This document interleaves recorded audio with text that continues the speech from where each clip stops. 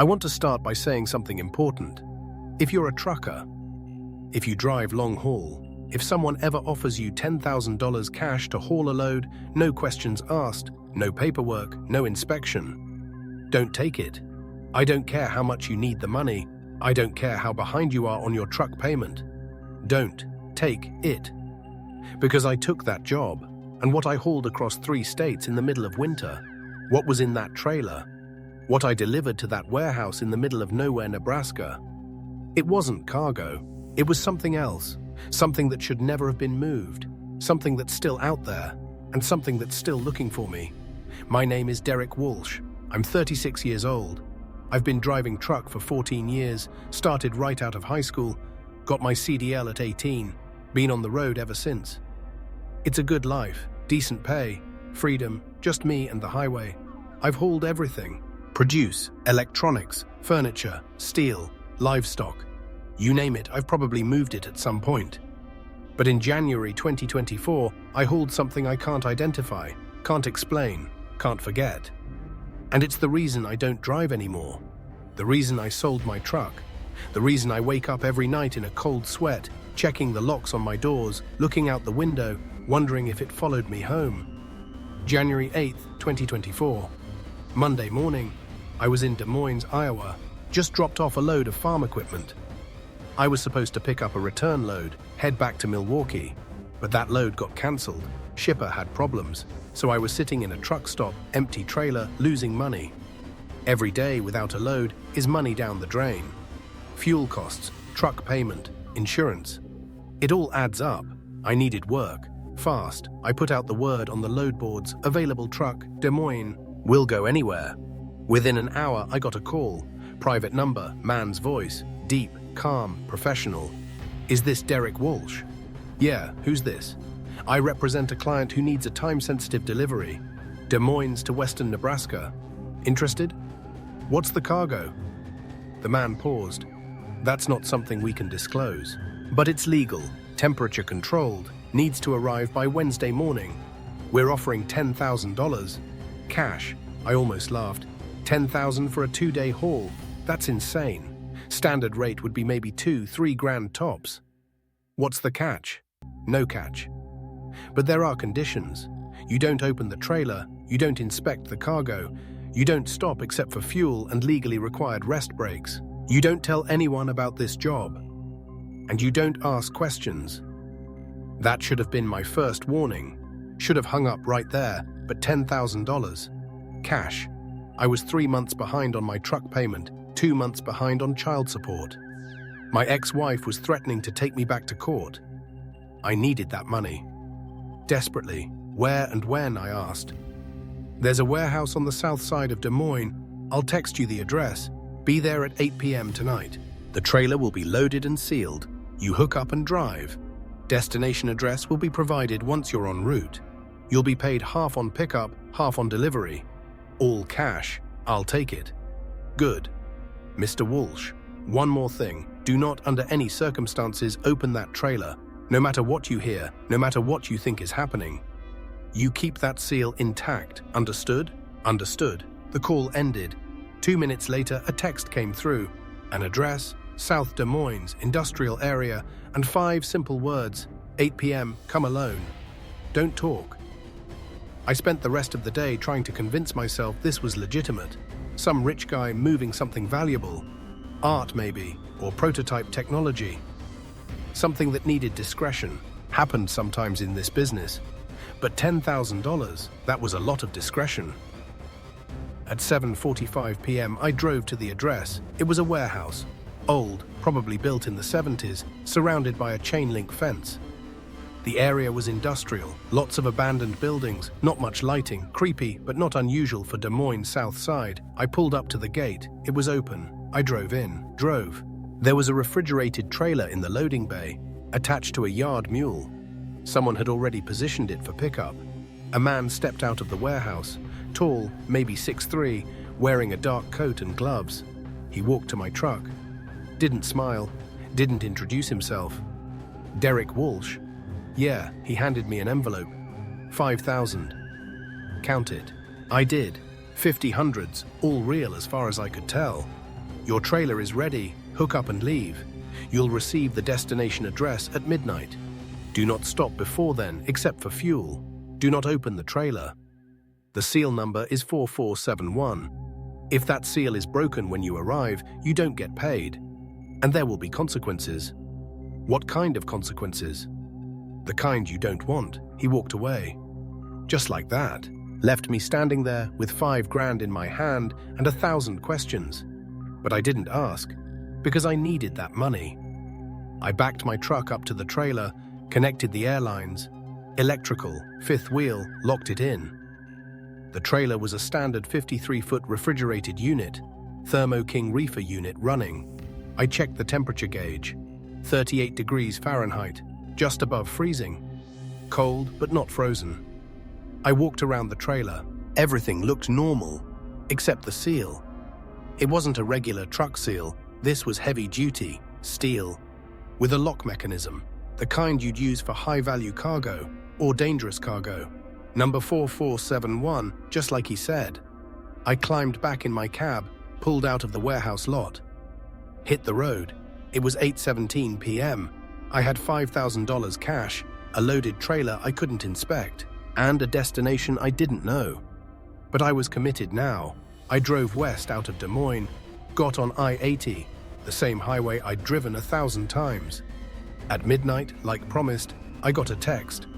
Destination address, a rural location in western Nebraska, near the town of Ogallala, middle of nowhere. The text also said, deliver to warehouse before 6 a.m. Wednesday.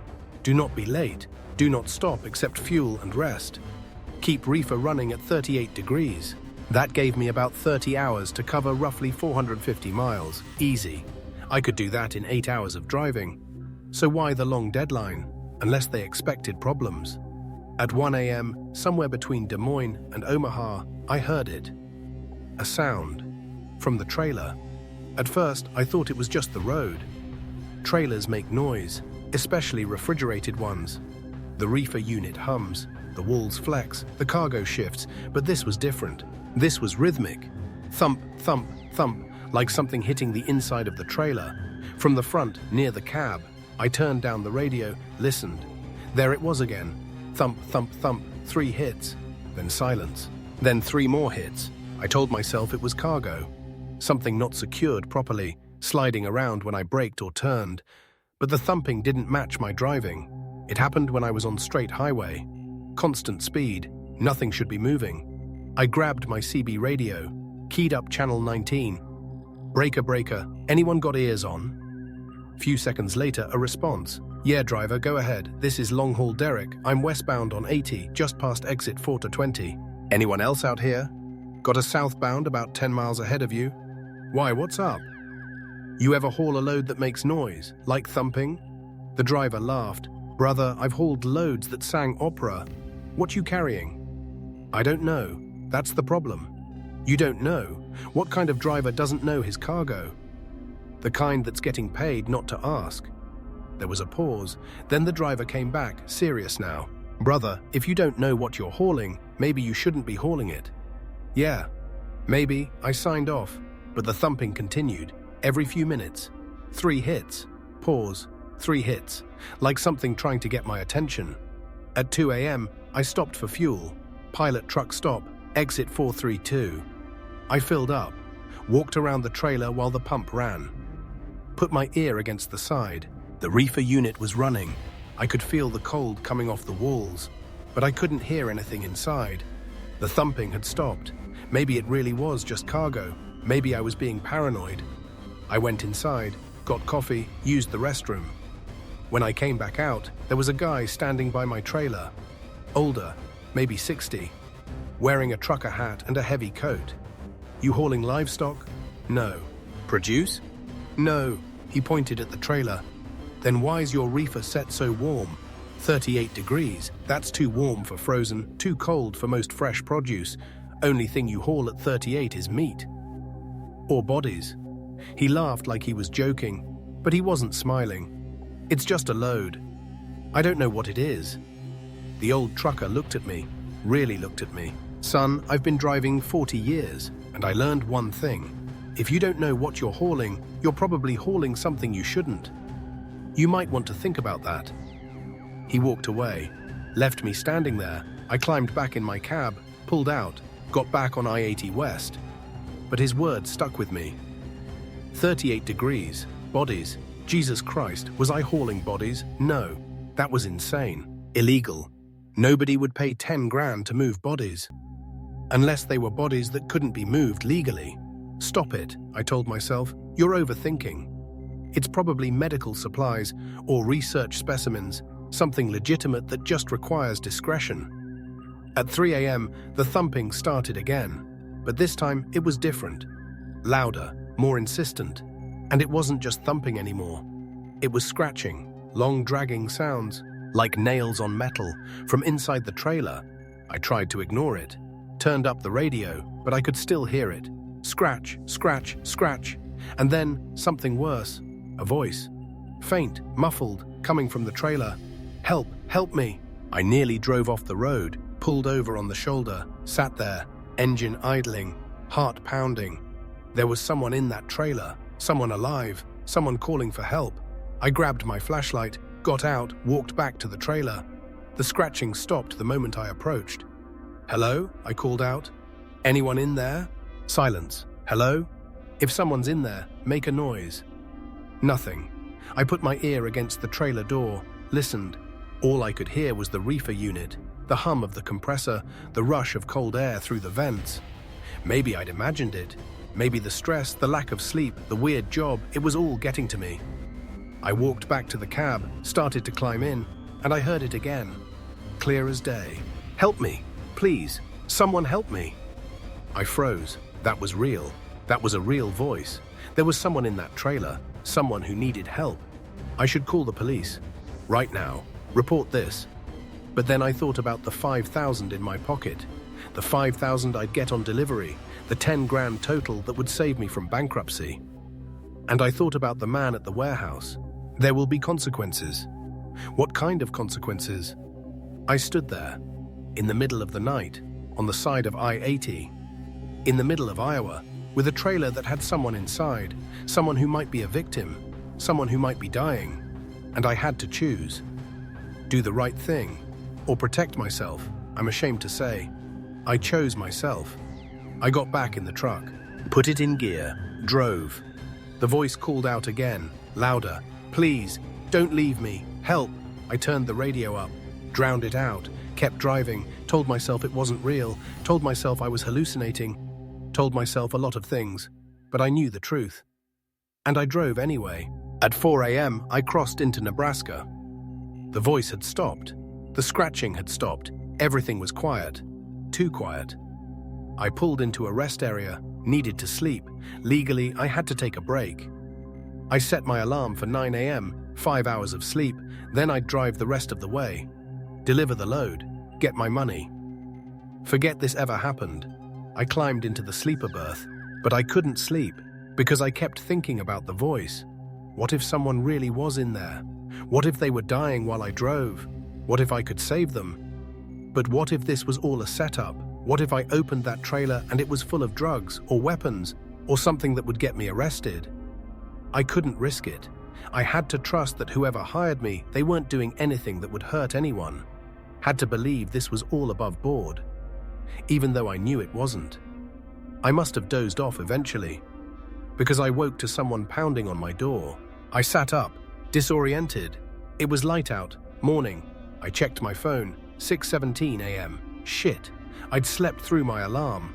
The pounding continued. I looked out the window. A state trooper, Nebraska State Patrol, standing by my door. I opened it. Morning, officer. License and registration. I handed them over. He looked them over. Where you headed? Delivery in western Nebraska. What are you hauling? I hesitated. Honestly, I don't know.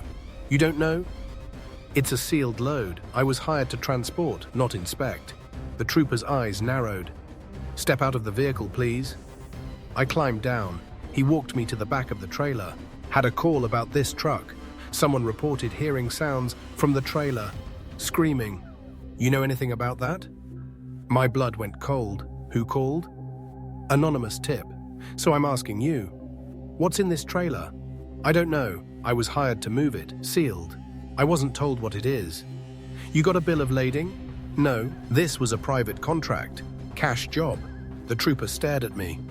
Mr. Walsh, I'm going to need you to open this trailer. I can't. What do you mean you can't? I mean, I was specifically told not to. The seal can't be broken, or I don't get paid. And there are other consequences. What kind of consequences?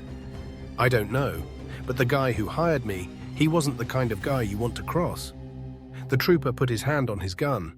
Mr. Walsh, I'm going to ask you one more time. Open the trailer. If I opened it, everything was over. The job, the money, maybe worse. But if I didn't open it, I was obstructing a police investigation. I was fucked either way. The trooper reached for his radio. I'm calling for backup and a warrant. We're opening this trailer one way or another. Fine, I said, open it. But I'm telling you, I don't know what's inside. The trooper called it in. 15 minutes later, 2 more patrol cars arrived, and a supervisor. They had bolt cutters. One of the troopers cut the seal. Number 4471 snapped right off. They opened the trailer doors, swung them wide, flashlights out, ready for anything. And inside, nothing. The trailer was completely empty. No cargo. No bodies, no drugs, no weapons, nothing. Just an empty refrigerated trailer. The reefer unit running, keeping the empty space at 38 degrees for no reason. The troopers searched every inch, looked for hidden compartments, false walls, trapdoors. Nothing. It was just an empty trailer. The supervisor looked at me. So you're hauling nothing, apparently? And someone's paying you $10,000 to haul nothing? That's what it looks like. He shook his head. Mr. Walsh, this is the weirdest thing I've seen in 20 years. But it's not illegal. You're free to go. They left, drove away, left me standing there with an open, empty trailer and no idea what to do. I checked my phone, text message, from the same private number. Seal broken. Contract void. Do not proceed to delivery. Return trailer to Des Moines warehouse. You will not be paid. There will be consequences. That was it. No explanation, no second chance, just consequences. I wanted to scream, wanted to throw my phone. I'd lost everything. The money, the job, and now I had consequences coming, whatever that meant. I closed the trailer doors, couldn't seal it. The seal was cut. I drove back east, toward Des Moines, angry, confused. Terrified, what the hell had just happened? At noon, I was near Lincoln, Nebraska, stopped for lunch, sat in a diner, barely eating, just thinking, why would someone pay me to haul an empty trailer? It didn't make sense, unless the trailer itself was the point, unless I wasn't hauling cargo. I was hauling the trailer, but why? What was special about an empty trailer? I walked back to my truck, looked at the trailer with fresh eyes. It was a standard refrigerated unit, nothing unusual. Except the reefer settings, 38 degrees, the old trucker's words came back to me. Only thing you haul at 38 is meat, or bodies. What if it wasn't about hauling something? What if it was about creating the right environment for something to grow, or hatch, or spread? I climbed into the trailer, empty. But I noticed something, the walls, they were wet. Condensation, I thought, normal in a reefer. But this wasn't normal. This was thick, slimy. I touched it. It was warm. How was it warm if the trailer was 38 degrees? I looked closer. The slime was moving, slowly, imperceptibly, but moving, growing, spreading across the walls. What the fuck is this? I scraped some off with my knife. It was viscous, thick, almost alive. I heard a sound. Behind me. I turned. The trailer doors were closing. By themselves. No, I ran, but I wasn't fast enough. The doors slammed shut. I was locked inside, in the dark, in the cold, with whatever this slime was. I pounded on the doors. Help! Someone help me! But I was in a truck stop parking lot. My truck was just one of dozens. Nobody would hear me. Nobody would check. The slime on the walls started glowing. Faintly, a sickly green bioluminescence. And I could see. The entire interior of the trailer was covered. Floor, walls, ceiling, all of it. Living slime. It pulsed, breathed, and it was growing. Toward me. I backed against the doors. The slime crept closer. inches at a time, reaching. I tried the doors again, locked, no release from inside. I was trapped. The slime reached my boots. I felt it. Warm, wet, it started climbing up my legs. I kicked, tried to scrape it off, but it stuck, held on, pulled. It was pulling me down, into itself. I screamed, fought, but it was strong, so strong. My legs went out from under me. I fell into the slime. It covered me, my chest, my arms, my neck. I couldn't breathe, couldn't see. I was drowning in it. And then I heard the voice again, but this time it wasn't calling for help. It was laughing. You're one of us now. Join us. Feed us. Spread us. We are everywhere. We are in the grain, in the water, in the soil. And now we are in you. I tried to scream, but the slime filled my mouth, my lungs. Everything went black. I don't know how long I was out. Could have been minutes, could have been hours. When I woke up, I was on the ground, outside the trailer. The doors were open. The trailer was empty again, clean, no slime, no bioluminescence, nothing, just a normal, empty, refrigerated trailer. I was covered in sweat, gasping, but alive. I checked myself. No slime, no residue, nothing. Had I hallucinated? Passed out from stress and imagined the whole thing? I looked at my watch. 2 hours had passed. 2 hours I couldn't account for. I got in my truck, drove. I didn't go back to Des Moines. Fuck that warehouse. Fuck the trailer. I drove to Omaha, found a truck repair shop, told them I needed to drop the trailer. Emergency. They took it. I unhooked, left it there, drove away. Just my tractor. No trailer, no cargo, no job. I drove home to Milwaukee. Took 3 days, didn't sleep much. Every time I closed my eyes, I saw the slime, felt it on my skin, in my lungs. When I got home, I sold my truck, paid what I could on my debts, told my dispatcher I was done, retiring. He tried to talk me out of it. I was a good driver, good record, but I couldn't do it anymore, couldn't be on the road, couldn't haul loads, couldn't trust what was in any trailer. I got a job at a warehouse, local, day shift, loading docks. It's honest work, I'm home every night, but I can't forget, can't shake the feeling that something's wrong, that whatever was in that trailer, it's still out there, and it got into me. Because sometimes at night I cough, and when I do, something comes up. Not much, just a little, but it's there, thick, viscous, glowing faintly in the dark, the slime. It's inside me, growing, slowly. I've been to doctors, they can't find anything. X-rays are normal, blood tests are normal, but I know it's there. I can feel it, in my chest, in my throat, and sometimes I hear it, the voice, whispering, telling me things, showing me things. It shows me the network, the organism. It's not just in Iowa, it's everywhere, in the grain, in the water, in the soil, and now in the trucks, in the cargo, in the supply chain, spreading from warehouse to warehouse, farm to farm, store to store. It's in the food supply, in the water supply, in everything. And it's growing, because we feed it, we move it, we transport it. Truck drivers, we're the carriers, the vectors, moving the organism across the country, across the world, without even knowing. I tried to warn people, called the EPA, the FDA, the CDC, told them about the trailer, the slime, the organism. They thought I was crazy, a trucker who cracked under stress. They didn't investigate, didn't care. So I'm telling you, if you're a trucker, if you move cargo, be careful what you haul, ask questions, inspect your loads, because you might be moving something that's alive, something that's intelligent, something that's taking over. And if someone offers you 10 grand to haul a sealed load, no questions asked, don't take it, because the money isn't worth it. Nothing is worth it. I'm Derek Walsh, former trucker, current warehouse worker, infected, dying, or changing. I don't know which, but I know this, the organism is real.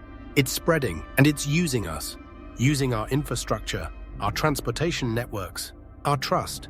We think we're moving cargo, but the cargo is moving us. It's guiding us, directing us, infecting us. And soon there will be more like me, more infected, more carriers, more vectors, spreading the organism, feeding it, helping it grow. until it's everywhere, until there's no escape. This is my warning, my testimony, my confession. I moved it, I helped it spread, and now I'm paying the price. Don't make my mistake. Don't take the job. Don't haul the load. Don't trust the money. Because some cargo isn't cargo. Some loads are alive, and some jobs will cost you more than you can afford to pay. I'm running out of time. The slime is growing. I can feel it, in my chest, in my brain. Soon I won't be me anymore. Soon I'll be part of it. Part of the organism, part of the network. And then I'll spread it further, because that's what it wants. That's what it does. It turns us into carriers, into spreaders, into tools. This is Derek Walsh. This is my last warning. Check your loads, check your cargo, and if something feels wrong, if you hear sounds, if you see slime, if you feel like you're being watched, get away, leave the load, break the contract, save yourself. Because I didn't, and now I'm one of them. The organism wins, it always wins. The last load I ever hauled, I'm still carrying it, and I always will be.